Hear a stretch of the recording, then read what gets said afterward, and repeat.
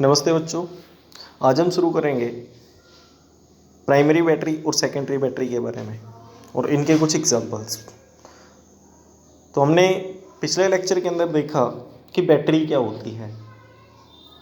जब हम दो या फिर दो से ज़्यादा इलेक्ट्रोकेमिकल सेल्स को सीरीज़ के अंदर अरेंज करते हैं तो उस अरेंजमेंट को हम नाम देते हैं बैटरी।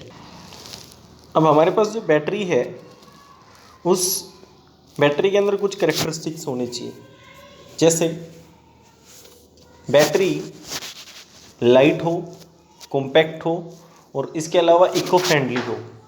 इको फ्रेंडली का मतलब होता है कि उसकी वजह से जो पोल्यूशन है वो कम से कम होना चाहिए।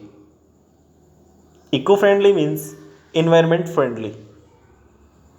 अब ये हम जानते हैं कि जो भी हमारे पास इलेक्ट्रोकेमिकल सेल है उस इलेक्ट्रोकेमिकल सेल के अंदर रेडॉक्स रिएक्शन होती है। रेडॉक्स रिएक्शन से मतलब ये है कि उसके अंदर रिडक्शन होगा और रिडक्शन के साथ साथ ऑक्सीडेशन होगा। ऐसा कभी भी नहीं होता कि या तो अकेला ऑक्सीडेशन हो जाए या फिर रिडक्शन हो जाए। तो यहाँ पर प्राइमरी बैटरी और सेकेंडरी बैटरी के अंदर डिफरेंस क्या होता है ये हमें पता है कि in each and every electrochemical cell redox reaction is essential. तो इसका मतलब ये होगा कि चाहे वो बैटरी प्राइमरी है या फिर सेकेंडरी है, उन दोनों के अंदर रेडॉक्स रिएक्शन तो होगा। बट होता ये है कि जो प्राइमरी बैटरी होती है उस प्राइमरी बैटरी के अंदर रेडॉक्स रिएक्शन सिर्फ एक बार होता है और प्राइमरी बैटरी को हम एक बार यूज़ कर सकते हैं, उसको दोबारा से यूज़ नहीं किया जा सकता।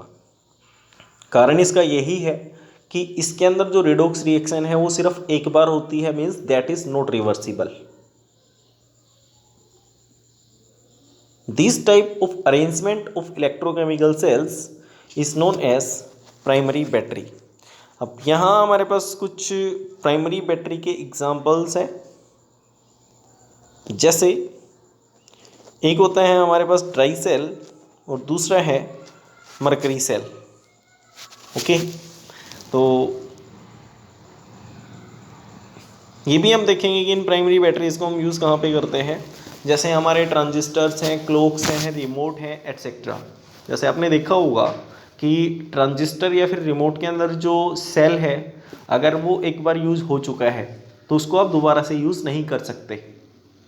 कारण ये है कि उसके अंदर जो रेडॉक्स रिएक्शन है वो सिर्फ एक बार होगी। अगर एक बार ये डेड हो चुका है दैट इज़ परमानेंटली डेड, उसको आप दोबारा यूज़ नहीं कर सकते। ओके, तो ऐसी बैटरी को बोलते हैं हम प्राइमरी बैटरी। अब यहाँ पर जो हमारे पास ड्राई सेल है उसके स्ट्रक्चर को जानने की कोशिश करेंगे। इस ड्राई सेल के अंदर सबसे बाहर वाली साइड पे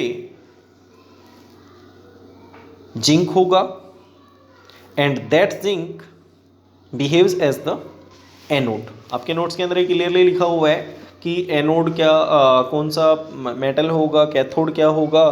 जैसे जिंक है सबसे आउटर मोस्ट साइड में होगा और ये आपके एनोड की तरह काम करेगा। अगर ये एनोड की तरह काम कर रहा है तो it means the oxidation will take place. और इस जिंक के बाहर एक कार्डबोर्ड लगा हुआ होगा और उस कार्डबोर्ड का जो काम है वो होता है कि बाहर की साइड से जो इन्वायरमेंट है उस इन्वायरमेंट से आपके सेल को बचाना, क्योंकि बाहर मॉइस्चर है, ऑक्सीजन है।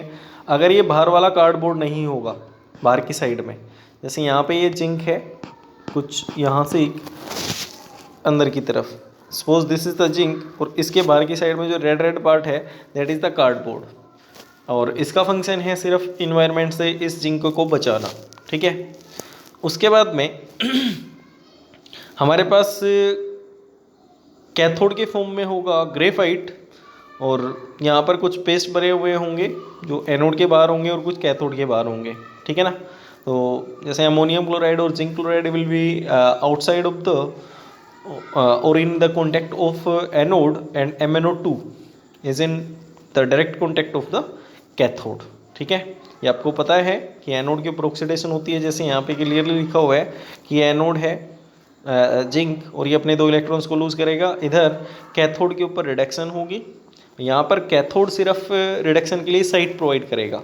तो ये जो अमोनियम क्लोराइड है और MnO2 है, ये एक दूसरे के साथ में रिएक्शन करते हैं और रिएक्शन के दौरान यहाँ पर जो मैग्नीज है वो मैग्नीज +4 ऑक्सीडेशन स्टेट से +3 ऑक्सीडेशन स्टेट में जाएगा।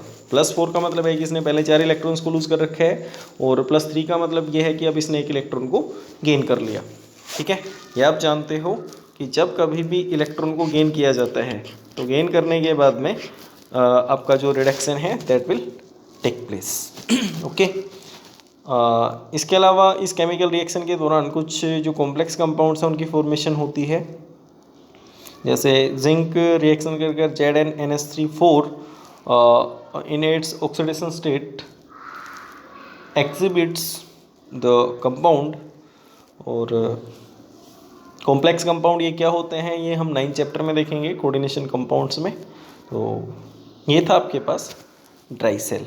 ओके, तो नेक्स्ट जो मरकरी सेल है उसको हम नेक्स्ट वीडियो में देखेंगे।